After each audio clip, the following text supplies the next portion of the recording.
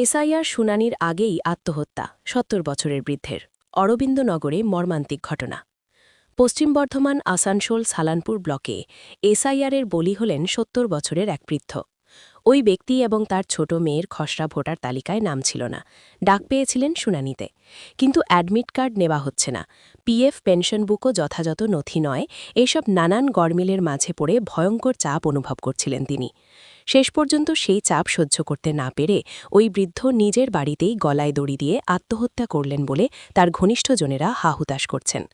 অত্যন্ত হৃদয়বিদারক এই অঘটন ঘটেছে আজ ১৮ জানুয়ারি বেলা ১২টা নাগাদ হিন্দুস্থান কেবল সংলগ্ন অরবিন্দনগরের ৭ নম্বর রাস্তায়। চিত্তরঞ্জন রেল ইঞ্জিন কারখানার প্রাক্তন কর্মী নারায়ণ চন্দ্র সেনগুপ্ত ৭০ পরিবার নিয়ে এখানেই দীর্ঘকাল বসবাস করছেন। তার ৩ মেয়ে এবং স্ত্রীকে নিয়ে সুখের সংসার। ৩ মেয়েই বিবাহিতা।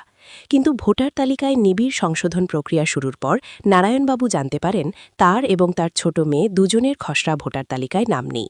বিষয়টি নিয়ে তিনি যথেষ্ট চাপে পড়ে গিয়েছিলেন বলে তার বন্ধু-বান্ধবেরা জানাচ্ছেন। প্রায় এই বিষয়টি তিনি তাদের কাছে উল্লেখ করতেন এবং শেষ পর্যন্ত কী হবে তাই নিয়ে ঘাবড়ে থাকতেন। সংশ্লিষ্ট বিএলও শান্তনু দাসকেও তিনি শুনানিতে ডাক পাওয়ার বিষয়টি জানালে শান্তনুবাবু তাকে সম্পূর্ণ সহযোগিতার আশ্বাস দিয়ে বলেছিলেন তিনি শুনানির সময় থাকবেন, কোনো অসুবিধা হবে না। এদিকে চিত্তরঞ্জন রেল ইঞ্জিন কারখানার অবসরপ্রাপ্ত অন্যান্য সঙ্গীদের কাছেও সান্ধ্য আড্ডায় এই বিষয়টি নিয়ে তিনি একাধিকবার আলোচনা করেছেন। যদি তার কাছে থাকা তথ্য কমিশনের লোকজন মেনে না নেন, তাহলে তার এবং তার ছোট মেয়ের কী হবে সেই নিয়ে দুশ্চিন্তা প্রকাশ করেছেন। নারায়ণবাবুর প্রতিবেশী সমাজকর্মী প্রিন্স দাস বলেন, দিন ৩ ধরেই নারায়ণবাবু অত্যন্ত চুপচাপ হয়ে গিয়েছিলেন। আজ সকালে তিনি পাড়ার সেলুনে বাড়ি কাটিয়েছেন। তারপর রবিবারের সকাল হওয়ায় দুস্তুর মতো বাজার করেছেন। এরপর দোতলা বাড়ির নিচের তলায় স্ত্রী এবং ছোট কন্যার হাতে বাজারের থলে দিয়ে উপরতলায় গেছেন। সেখানেই নারায়ণবাবু বিছানার চাদর দিয়ে সিলিং ফ্যানের হুকের সঙ্গে ঝুলিয়ে নিজেকে শেষ করে দিলেন।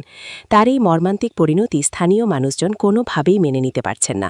যদিও সকলেই তাকে আশ্বস্ত করেছিলেন যে শুনানিতে বহু মানুষ ডাক পেয়েছেন, সেই রকম তিনিও পেয়েছেন, এতে অসুবিধার কিছু নেই। কিন্তু এই চাপ সহ্য করা তার কাছে মুশকিলের হয়ে উঠেছিল বলে তারা মনে করছেন।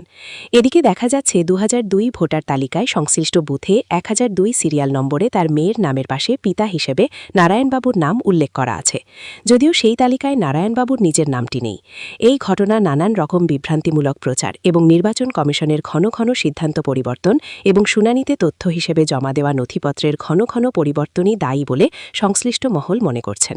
চরম এই ঘটনায় তার অসুস্থ স্ত্রী বাকরহিত হয়ে পড়েছেন, শোকে পাথর হয়ে গেছে।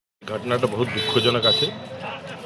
মানুষ চাপে মারা যাচ্ছে। মানুষ এই যে এসআইআর এর জন্য কিছু সময় দেওয়া দরকার ছিল এই বিজেপি গভর্নমেন্টকে, চাই ইলেকশন কমিশনকে। এরা চাপ দিয়ে মানুষকে মানে ধরুন কালকে ওর ছিল হিয়ারিংয়ে, আজকেও ফাঁসি লাগিয়ে নিল। ৭৭ ৭৮ বছর বয়স ছিল ওর।